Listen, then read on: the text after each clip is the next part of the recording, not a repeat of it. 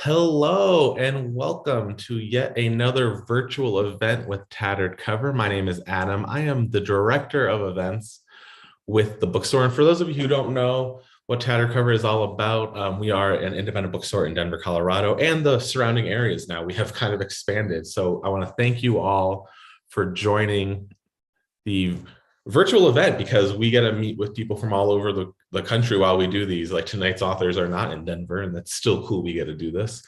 We have two authors who both write cozy mysteries who are both fabulous. I'm going to introduce them in a second, but I love doing these type of events where I get two authors who write the same type of books and we're able to chat about their craft and how they came to be. And these two lovely ladies were talking before the event, and just hearing them, I know you're going to be in for a treat. You can get their books. I put the link in the YouTube chat, so you can just go ahead and get those books when you're ready to purchase them. We will definitely ship them out to anywhere in the country and the world, really. Tonight, I am pleased to welcome Ruth Neubauer and Carleen O'Connor, who have two amazing books that came out recently. Ruth is the Agatha Award-winning author of the Jane Wunderly mysteries, as well as the Anthony Award and Lefty Award finalist. She spent 11 years in the military, nearly 2 as a Maryland police officer and 1 as a high school English teacher before finding her way as a writer. She has been a reviewer of mysteries and crime fiction for publications such as Publishers Weekly and Mystery Scene magazine for several years. She is a member of the Sisters in Crime and Mystery Writers of America. She lives in Milwaukee, Wisconsin. And Carleen is the USA Today bestselling author of the acclaimed Irish Village Mysteries and Home to Ireland mystery series. She comes from a long line of Irish storytellers. Her great-grandmother immigrated from Ireland, filled with tales in 1897. And those stories have been flowing ever since. Of all the places across the pond she has wandered, she fell most in love with the walled town in County Limerick, which inspired her to create the town of Kilbane, County Cork. Carleen currently divides her time between Chicago and the Emerald Isle, though I do know she's moving soon, excuse me. Please give a virtual round of applause for Ruth Neubauer and Carleen O'Connor. Welcome. Thank you so much for having us. Hi. I'm so excited. I will turn it over to you, lovely ladies. But if anyone in the audience has questions, put them in the YouTube chat and we'll get to them at the end of the conversation. But again, congratulations on your books, all the series, everything that's going on. I can't wait to listen to this conversation, but I'll turn it over to you all. Thank you. Thanks. Hi, Erica. Hey, Carleen, how are you? I'm good. It's funny saying Adam was excited. I get excited talking to other authors about their craft too. I don't know about you, but I do too. It's always so isolating, and just hearing how another author works is fantastic. Yeah, I agree. I love hearing about how other people do it, and just it's super interesting to me. Yeah. So do you mind if we start with you? And I'd love to hear about Jane Wunderly. And I think for me too, like it's always exciting, like when your first book comes out and how that came to be. Like, did you imagine it years before, or kind of what was your process of getting published even? So I was a reviewer in the mystery community for many years as a reviewer. I had been going to conferences, and people kept asking me like, well, are you going to try to write yourself? Are you going to write a book? Are you going to do it? And I was like, no. And the truth is I've always really wanted to, but it was kind of a daunting thing. I had never really done a lot of creative writing before, even though my degree is in English. But I was raised on old black and white movies and old Agatha Christie and old masterpiece mystery and that kind of stuff. So when I sat down to write my first book, I knew immediately that I wanted to set it in the 1920s in Egypt, because somewhere along the way I'd picked up very romantic ideas about Egypt in the 1920s, and I was like, well, of course that's where I'm going to set it. So yeah, I sat down and just, I hate to say puked out. I just puked out a really rough first draft. Yeah. And then within a year I revised it a million times, and I hired a freelance editor, and she helped me get into shape, and I went the traditional route and I queried, and I got about 45 rejections before I found my agent. Yeah. And we're with the same publisher, Kensington Books, correct? We are. Yeah, I think they're great. They're a small publisher that hang with the big boys and family owned, and I've been with them for 15 years. So I like Kensington. Yeah. How did you get your start with them? I really like working with them. Yeah, even before I was writing a mystery series, I was writing for Kensington, and my first book got published in 2006 with them. And it was really a New Year's goal a few years before of mine to write a novel. So I kind of surprised everybody in my family, even when I not only wrote and finished a novel with, like you said, a lot of rewriting and help along the way, and then was able to get an agent and get it published. And then I've been writing for Kensington, a book a year, sometimes a few more ever since then. Wow. And then my Irish Village Mystery series came out. The first one came out in 2006. No, that was the other books. The first one came out about 7 years ago with the Irish Village Mysteries. So that's been a lot of fun to write. How did you pick? So, I mean, I'm very curious. I know it kind of says in your bio, but how did you decide on Ireland? Yeah. So my editor called me up one day and said, what do you think about writing a murder mystery series for us set in England? And I think they had several American authors writing books set in England, mysteries, and they were doing really well. And I wasn't writing mysteries. I was writing contemporary fiction for them. But I think all of my books started having an element of mystery in it, which is why he asked me. And at the time I was, I do have an Irish background as far as my great grandmother came over from Ireland, and, it just kind of gets passed down the culture. But I was also in New York City dating an Irishman, and I hung out at Irish pubs and everybody was Irish that I hung out with. I had been to Ireland with my boyfriend at the time, and I had literally fallen in love with his medieval walled town. Oh. And yeah, at the time, I didn't even know. I had written one contemporary book about an American woman who wins a pub in Ireland, but that had been my only venture into writing the Irish. But when he asked me that, I just paused and said, I wouldn't know the first thing about setting a book in England. And then I said, but I could set it in Ireland, and just kind of waited for his response. And then he loved the idea, and it just went from there. Fantastic. Yeah. Do you do a lot of research? I mean, are you trying, because you've made up this town. So do you find that helpful? Well, you know what? I made up the town, but what was really helpful is it's based on a real town, except minus the murders, right? Sure. Called Kilmallock in County Limerick. And it is I truly did fall in love. It's a walled town. They have a ruined abbey. They have a town castle. They have, the old St. Mary's Cathedral. I just fell in love with it. And I said to my boyfriend, I said, you have a town castle? Like, I grew up in Ohio next to a White Castle. It didn't feel fair, So I was thrilled to be able to set it in this town. Now, of course, it's fictional. And even though sometimes I steal the name of my Irish friends or this or that, they become their own thing and their own people. And of course, characters in murder mysteries have to be a little sly or up to no good at times. And that is not at all reflective of the people of this town, which is why I fictionalized it and named it Kilbane. But I'm also interested in your settings because they look just really cool and really fun. And so I was wondering, how do you pick them? And is it because you're drawn to, a cool hotel or a cool ship or? Kind of. So I picked the Mina House for my first book, Murder at the Mina House, is set at the Mina House Hotel, and it's a real hotel. And when I picked that one instead of some of what would have probably been more cosmopolitan hotels in downtown Cairo, because it was so far out, like it's literally right next to the pyramids. Oh, and I was like, oh, so it's kind of isolated, and it gives you that kind of old school Agatha Christie thing where all of your suspects are kind of like here in the hotel because they're isolated. And now, of course, I was lucky enough to be able to go, and I stayed there. And like, of course, everything has built like straight up to it. Just city's right there now.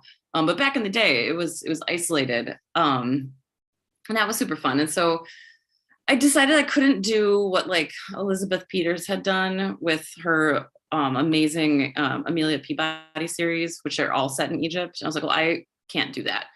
But I love to travel. So based on things that happened in the first book, it was a natural progression for me to have the second one set in England, based on what you learn about some family members. So then they go to England, and then I got to write a manor house mystery, which was super fun. Yeah. And then the third one was just like, well, the 20s were like the golden age of cruising, of like transatlantic cruises. That was how you got around. So that's why I picked that one. Yeah.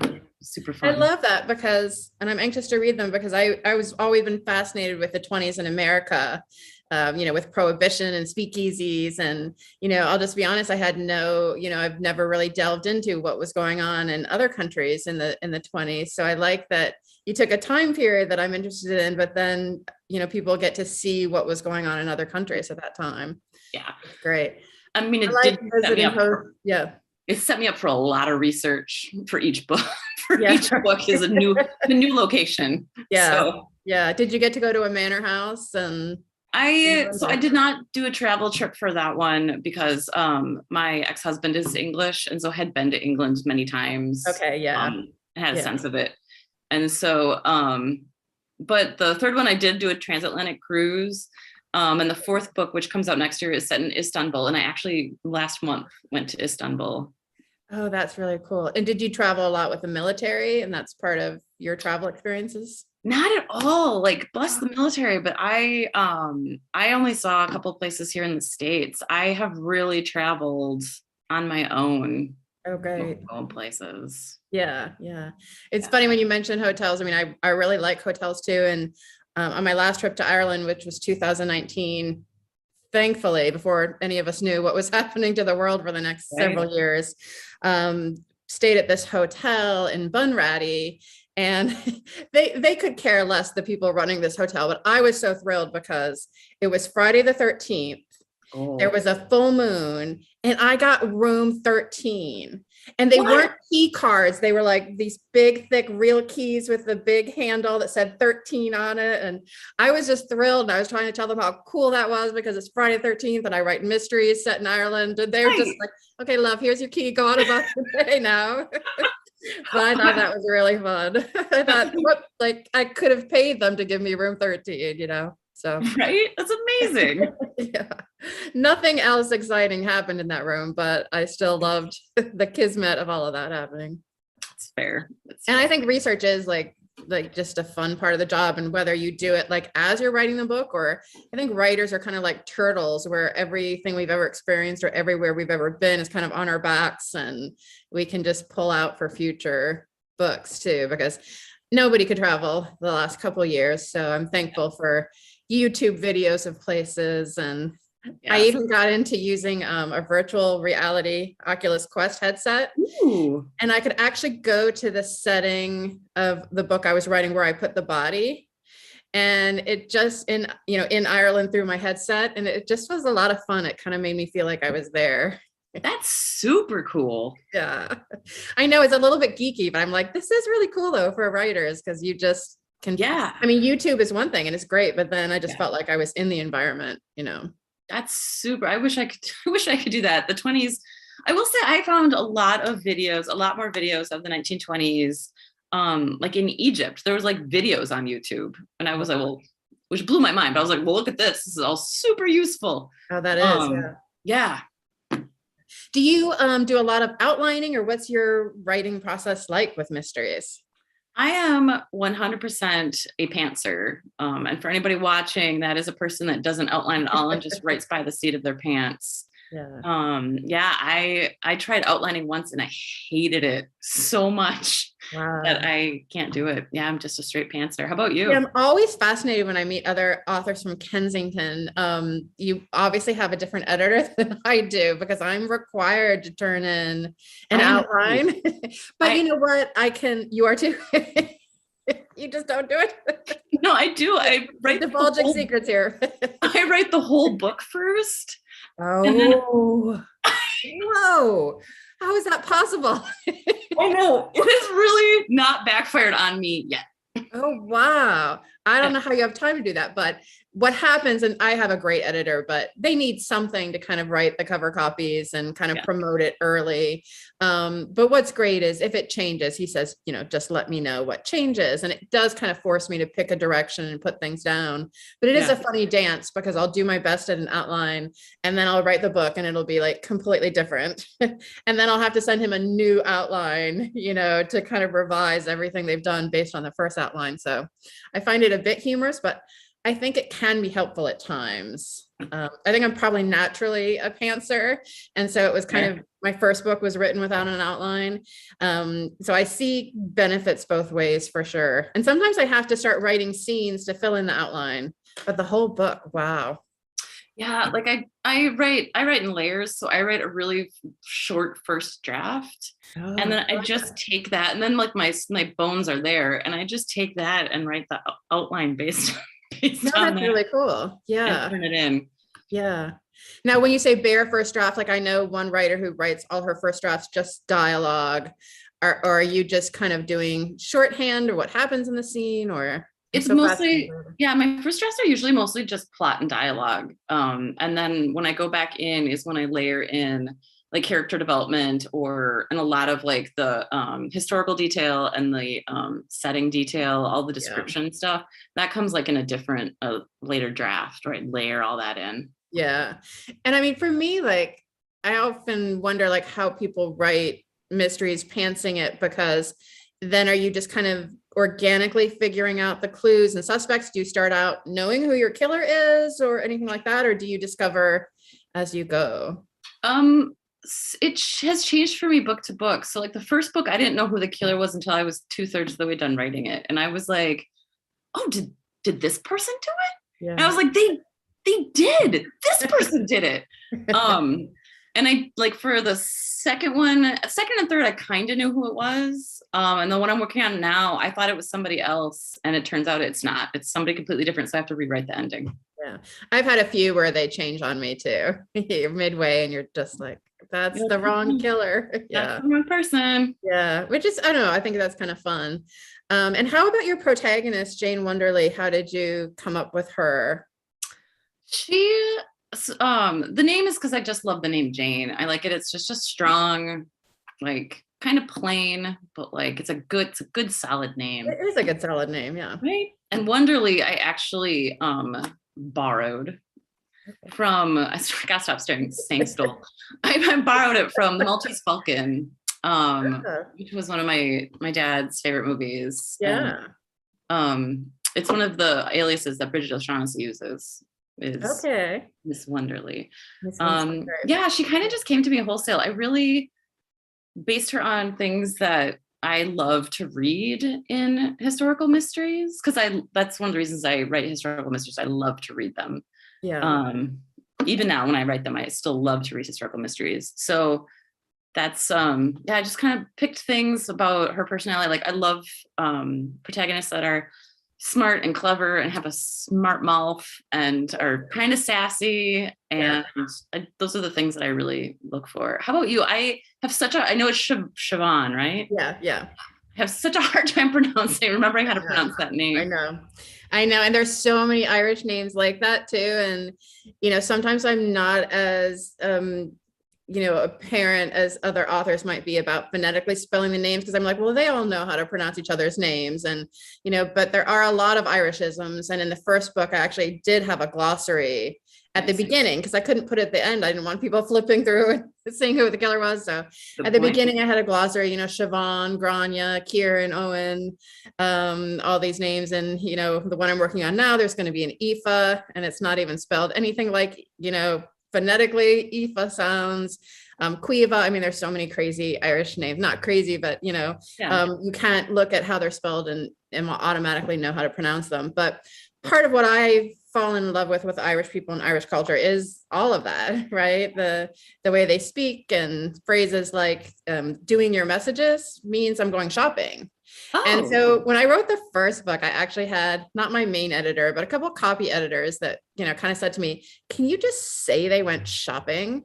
And I said, no, that's why I fell in love with Ireland, because I loved comparing like the differences in the phrases and the colorful language they use that fascinated me. And I'm like, these characters are born here, they live here. I know the people, a lot of the people in this area and how they speak. And that's what made me fall in love with them. So I'm kind of glad that I didn't just say we went shopping. Now, sometimes I might, have to make readers do a little bit of, work to find out what it is. But I think you can always also tell from the context. Like, I'm not trying to stump people, but it gives it that flavor. Yeah.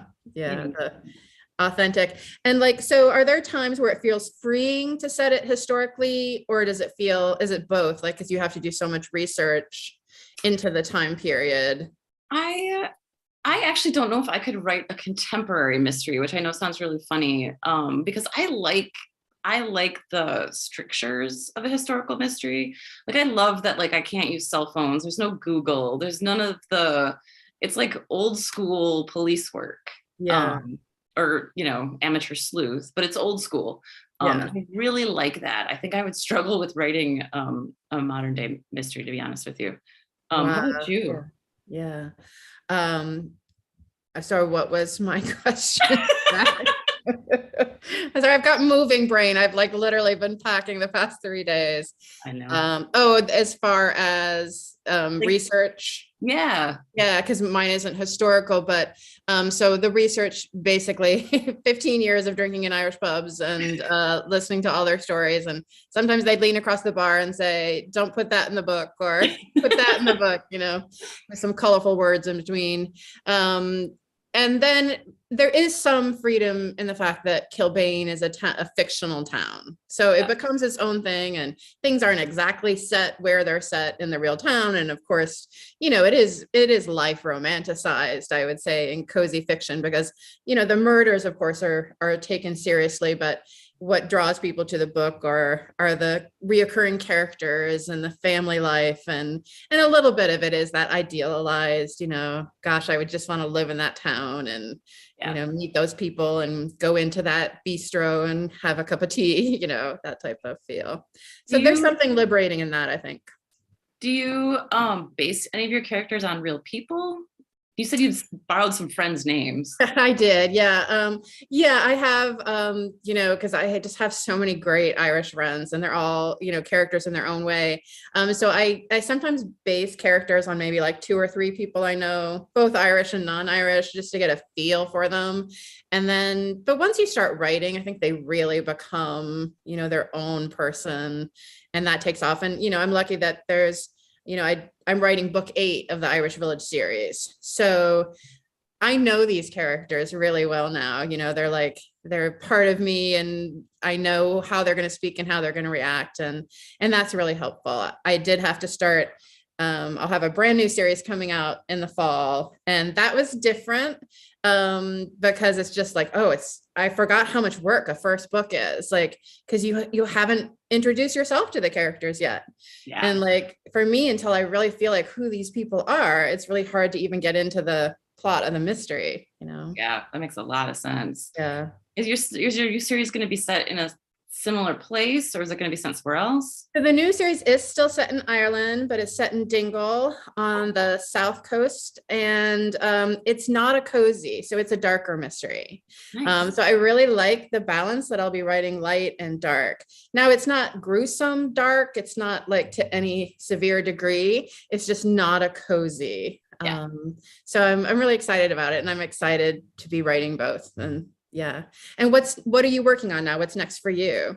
I am working on book number 4. I just turned in actually a Christmas novella for Jane and Red Rivers. Yeah, I'm excited about that. And then I'm working on book number 4, which is set in Istanbul, which is coming due in an alarmingly short amount of time.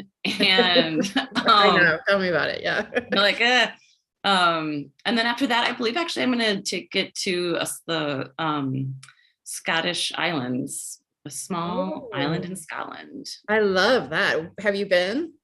Yeah, years ago. But yes, I have been. But I definitely need to go back. Oh, absolutely. I love it. Yeah. What's your Christmas novella? I have one coming out too in the fall. Fun. It's going to be Murder Under the Mistletoe. Oh, nice. And mine will be Christmas Scarf Murder. Oh, nice. Yeah. Terrific. I laugh so much. I don't know if you all know how funny you are when you're just delivering things about your writing. I don't know. I was just having a good time. We have a few audience questions. The one is actually from my mom, Linda, who loves cozy mysteries. Hi, Linda. So I'll start with this. I'll start with my mom's question. She's asking, what other maybe cozy mysteries or other mysteries that you read recently that you just enjoy? Or maybe just thrillers. They don't have to be just break genre down. Just what have you read recently? I actually do read, funny you said thrillers. I do like reading psychological thrillers. And, it's not that I'm afraid to read other cozies while I'm writing a cozy, but I tend to just gravitate to thrillers and darker. So Rob Hart, The Paradox Hotel, and Alex Finley, The Night Shift is the one I'm reading currently. Nice. I just finished reading, I read a lot of historical mysteries. I just really love them. So I just finished Sarah Rosette's new one, I think Murder in the Mansions. I really like that series. And I just found out that Diane Freeman, who is also with Kensington, she has a new one coming out this summer. And I'm really excited about it. And she writes the Countess Harley mysteries. I think the first one is The Lady's Guide to oh, you know what? I'm going to mess it up. So I'm not going to say it. Diane Freeman. They're a great series. Awesome. And then a question from their username is Sand Eater, so I'm sure they have a real name. But Erica, how did you get started as a reviewer? I got started through friends, actually. I started hanging out at my local mystery bookstore, which has sadly since closed in Milwaukee. And I was introduced to some people that worked there, and I started, coming for events and stuff. And there was a local magazine that there used to be called Crime Spree Magazine, and they reviewed mysteries and crime fiction. And I started working for them. And then doing that led me to gigs with, Publishers Weekly and Mystery Scene Magazine and other places. Definitely. And Carleen, you mentioned, I'll just build off that question. You've been doing this for 15 years straight almost. And Erica, you can answer this at the tail end, but Carleen, how do you come up with new ideas? There's only a certain amount of ways you can murder someone, but you found ways and found settings. But how do you generate ideas? At this point, my editor and I bounce back settings because, it's going to be an Irish something with the Irish Village series. And I like to pick something that I know will interest me enough to live with for a year, right? So that's something that has some sort of fun or excitement for me, because definitely you hit patches where you don't feel like, writing. So as long as you're fascinated with the topic, anything about it, then that can really help get through the whole process. That's fair. Yeah, Erica, how about you? I know you're a little newer to the career, but do you have a plethora of it? Yeah. I have, the first one was just, killing people in a hotel. And the second one was because I wanted to talk about second one, Murder at Wedgefield Manor, has a lot of veterans that work on the estate. And that's because I just wanted to talk about shell shock and some of the issues that veterans returning from the Great War had experienced. So that's how that one came about. The third one is because I literally looked up what was happening in 1926. And I stumbled upon this information about Robert Goddard, who was a physicist, and he was doing super secret tests of liquid propelled rockets. Wow. And he I don't even remember where I found it. It might be Wikipedia, but he said that he thought that the Germans had somehow stolen his technology in order to use it for World War II. And so I thought, well, what if someone had come across and stolen that technology? And so that's what I used for why Redvers and Jane are on the transatlantic cruise, is they're trying to figure out who is the German spy on board. So and then for the next one too, I've been taking things that are real and then making them fiction. And then this is one of my favorite questions from Mary. You both have strong female protagonists. Have you thought of who would play them on a mini series or on the big screen? Who was your ideal cast? When you're writing, who do you envision? And in case people are wondering, Mary is actually my real name, and Carlene is a pen name. I started out basing Siobhan O'Sullivan honestly on some friends, and then a little bit of my mother, and then a little bit of me. So I have a hard time Saoirse Ronan, of course, type of actress would be great playing her.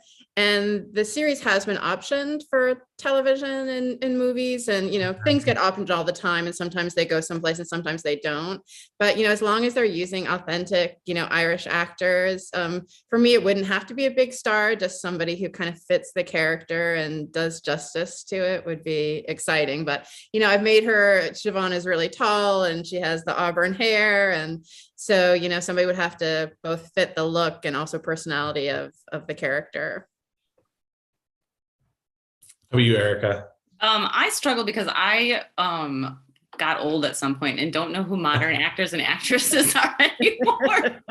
But I think I would love to see someone like Henry Cavill for Redverse. I mean, that is some dream casting, but like he's got that jaw. That's what I'm looking for. And I think somebody maybe like Daisy Ridley for Jane. I love the name Redverse too. That's a cool name. Thank you. And then a question from Anna. She's just asking, what's your daily writing habit like? I mean, especially Carlene, you mentioned how you 1 or 2 books a year for Kensington, so there has to be churning them out. But how do you both of you tackle writing every day? I'm kind of practical when it comes to getting a first draft done, because my sweet spot is rewriting. That's when I feel calm and not panicked. I panic with first drafts. I'm getting better at not panicking, but I just go by a word count. Like I know when the book is due, I know I want, time to rewrite. And so I do the math. My books are 75 to 100,000 words. And as long as I get a first draft, if I hit 75, then I know through rewriting, it'll probably expand a little. And, I just try to do, it's usually 1,000 to 2,000 words a day for the first draft. And just consistent, more than sitting down, sweating for hours, but consistently keeping, in touch with the story. Yeah, I agree with a lot of that. For me, it's word count too. I'm not a morning person. The reason that Jane drinks so much coffee is because I drink so much coffee. But first thing I do in the morning is I have my breakfast and I sit down with my coffee and I write. And I also usually set myself a word count, knowing like this is how much time you have to do, exactly like you do. And then this is how many months I need to set aside for revisions. And I also like to set the book aside for like a month or 2 in between, just so it's not so fresh and I'm not feeling very precious about my words. Yeah. I find it easier to slash and cut and burn when I've set aside for a little bit. But yeah, I usually set myself a word count. And so I just go until usually between 2,000 and 3,000 words a day. Definitely. And we'll wrap up with this. It's my question. It's just, where can we find you on the internet? What's the best way for readers to connect with you all, if there is a way on the internet? I have a website, carleenoconnor.net, and I'm also on Facebook. My author page, I think it's just Carleen O'Connor Mysteries on Facebook. Nice. Yep, I'm ericaruthneubauer.com, and you can find me on Facebook and on Instagram. I'm on both as Erica Ruth Newbauer author. Awesome. Well, thank you both so much, and congratulations with all your past success and future success with all these series. Like I said, my mom was on, she loves cozy mystery. So whenever I have writers like you, I'm like, Mom, just watch this. You'll enjoy it. So she's my tester for all my cozy mystery writers, because like, I think everything is just amazing. And she's just like, she knows, and she loved both of your books. So that's really cool. Yes. Well, you all have a great day. Thank you everyone out there in the virtual world. You can find us at tattercover.com and you get Erica Ruth Newbauer and Carleen O'Connor's books at tattercover.com. But thank you ladies so much again for a great event. Thank you so much. Thank you. Thank you.